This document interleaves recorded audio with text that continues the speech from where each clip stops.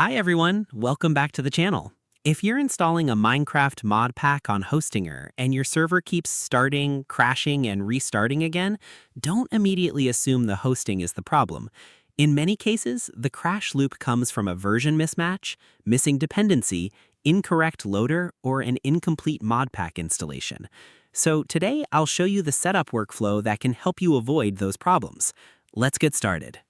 First, open your Hostinger game panel and select your Minecraft server. Before installing anything, create a backup. This is important because if the mod pack doesn't work correctly, you can restore your world instead of starting from scratch. Next, check your Minecraft version. This is one of the most important steps. If your mod pack is designed for Minecraft 1.21.1, for example, don't install it on a server running a different Minecraft version. Then check the required loader. Your mod pack may require Forge, Fabric, or NeoForge. The loader and Minecraft version need to match what the mod pack was designed for.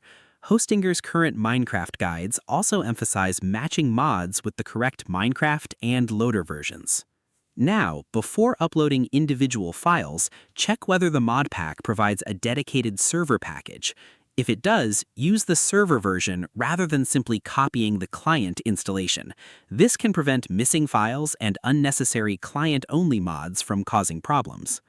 Now, stop your Minecraft server. Open File Manager in the game panel and locate your server files.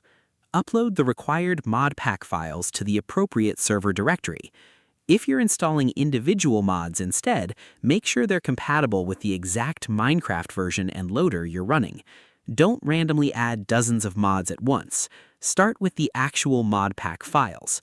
So here's the safe installation workflow. Check the Minecraft version, check the mod loader, back up your server, stop the server, install the correct server-side mod pack files, start the server, watch the console, and if it crashes, read the crash report before changing anything else. That's how you can avoid turning one small compatibility problem into a permanent crash loop.